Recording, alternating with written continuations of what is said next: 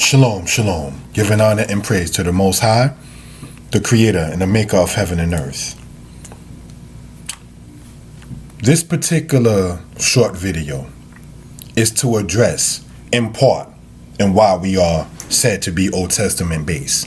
Though we repudiate the concept of the term Old Testament based, brothers and sisters, we say it for purposes so people can understand. In the description, we will say more so as being Tanakh based, Hebrew covenant based, if you will. All right? How, brothers and sisters, we ask, can one fathom the concept of there being a New Testament when there are prophecies and laws that are forever in the said Old Testament? The laws, statutes, and commandments are forever. The judgments are too. In today's day and time, we can't really, as Israel, enact the judgments in full, in captivity or exile, that the Torah speaks of. But there is one who can. That's the Most High.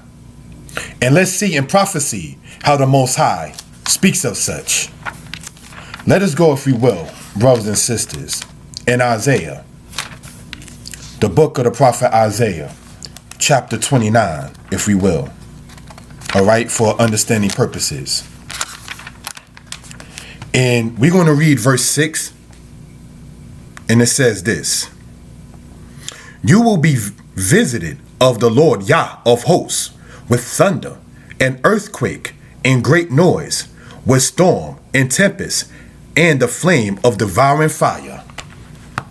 So, brothers and sisters, the judgment of the Most High,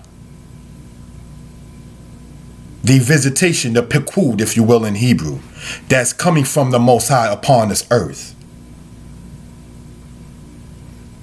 Brothers and sisters, has already begun. We already see about earthquakes and fires and so forth and so on. We already see, as it says, with storm and tempest, the Most High sent his armies out in what people want to call nature to attack what people are doing. Again, we just read Isaiah chapter 29, verse 6. Let's go, brothers and sisters. In Isaiah chapter 24, verse 5. Isaiah 24, verse 5 says this: The earth is also defiled under its inhabitants, because they have transgressed the laws, changed the ordinance, broken the everlasting covenant. Therefore, the curse hath devoured the earth, and those who dwell in it are desolate. Therefore, the inhabitants of the earth are burned, and few men are left. What does it say? Therefore, the curse hath devoured the earth, and those that dwell in it are desolate. Brothers and sisters, the Most High has already began to judge the earth and the inhabitants upon the earth. Many times, when speaking about this kind of matter, people go in the New Testament in Revelation, people go in the New Testament in Matthew 24. But we already see in the so-called Old Testament that these prophecies are already made. So to have it repeated, say in Matthew 24 or in Revelation 18 or in Revelation 19, brothers and sisters, is not a prophecy. It's a repetition matter in that particular case. You understand? The prophecy in truth comes out of the so-called Old Testament. We may want to think as to why nobody goes to the said New Testament to prove that they are Israelites. All Israelites go to Deuteronomy 28, which is in the Old Testament, which is in the Torah being from Genesis to Deuteronomy. So now when people say, oh my goodness, you Torah based, you got to base your understanding of being Israel out of the Torah. So to try to say that somebody is Torah based as if it's a bad thing, that's a problem. What that shows is, okay, we read Deuteronomy 28 in the Torah. Okay, everything is now Paul. No, brothers and sisters. Don't use the word of the Most High like that. To be awakened and then go back to amnesia. Reading, sadly, brothers and sisters, for instance, in the New Testament, when it says, let the uncircumcised remain uncircumcised in Corinthians, that's not of the Israelite way. Be it uncircumcised in heart or uncircumcised in the flesh, you are not to remain as so before the Most High. It's about changing one's character, about the circumcision of the heart. It's about physically changing, about physical circumcision. So these are things you just want to point out for reason and purposes. All right? Let's go and see what 3 great men in the scriptures were speaking on. Joshua, David, and Malachi. We are in the scriptures. Joshua chapter 1. We're going to read in verse 8. This book of the law shall not depart from your mouth, but you shall meditate in it day and night, that you may observe to do according to all that is written in it. For then you will make your ways prosperous, and then you will have good success. The only doctrine on earth that can promise you success and blessings is the said Old Testament, namely in the Torah. You read the blessings in Deuteronomy 28, the blessings in Leviticus 26. You understand? The New Testament cannot promise what the Most High did in the said Old Testament. So in the letter of Hebrews, whoever the author of Hebrews may be, right? Where it says a New Testament or a new covenant based upon better promises in Hebrews 8, verse 6. What can be better than what the Most High can already state that he will offer? Blessing your land, blessing your children, blessing your livestock, blessing your store. Blessed be the work of your hands. It says the Most High will command a blessing in your storehouses. Whereas when you go, sadly now, the stores themselves are not even in this society being stocked to capacity. As we read, the judgment from the Most High is already beginning to set in this earth. And we want to know and understand this, that the Most High does not change. So whereas a person might think, okay, we're getting over, we're doing our thing, so to speak, the Most High had Saul in the Bible, in the Old Testament. He's still sitting on the throne, and he was already having David to be anointed to be the new king, while Saul was still on the throne. So whereas Saul perhaps thought, can't nobody stop him, so to speak, the Most High already has your successor already in place. If we know that the Most High does not change, brothers and sisters, let's slay, said the Egyptians, all the Hebrew males.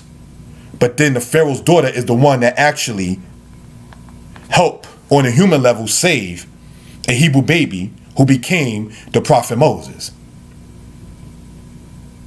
So whereas somebody thinks they're getting over, the Most High already has it in store what it will be, because his thoughts are above our thoughts. You understand? So this is something we want to talk about and expound upon for reason and purposes. Let's go, if you will, to 2 Kings, please. Pardon me. Sorry about that. 1 Kings. We're going to read 1 Kings chapter 2 and verse 1 to verse 3.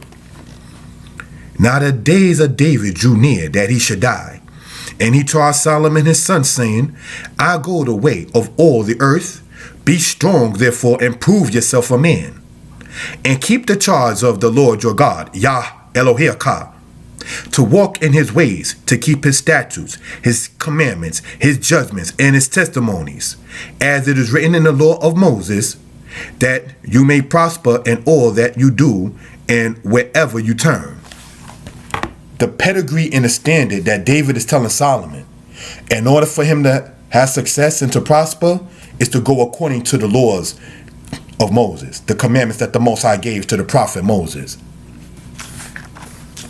Let's go, if we will, to the book of Malachi, chapter 4, and we're going to read in verse 4.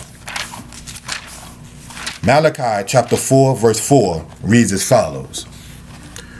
Remember the law of Moses, my servant, which I commanded him in Horeb for all Israel, with statutes and judgments. Remember the law of Moses, my servant, which I commanded him in Horeb. Horeb is also known as Sinai, for all Israel, with statutes and judgments. The end of the Old Testament, brothers and sisters, is talking about remembering the laws of Moses. The middle of the Old Testament, if you want to say, or should I say in the midst of the Old Testament, in the matter with David speaking to his son, Solomon, his successor, he said about the laws of Moses. Joshua, right after the book of Deuteronomy, is told about keeping the laws that was given to the prophet Moses. Brothers and sisters, we have to ask this.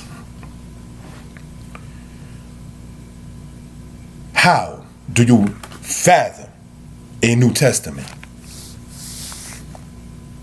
which says about nailing the law to the cross, which talks about the law made nothing perfect, which talks about, as Messianics do state, no one is saved by the law, that you needed an atonement, as if the Most High did not show mercy and even gave atonement for Israel in the said Old Testament. The concept of the New Testament is that Israel broke the covenant. So a new covenant, which they transformed from the word covenant to testament, had to been put into place.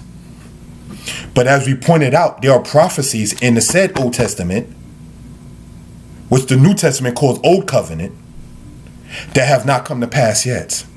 And Israel's portion in Hosea 14 and in Isaiah 44 is still for Israel to return. So what do we see and know and understand with hindsight?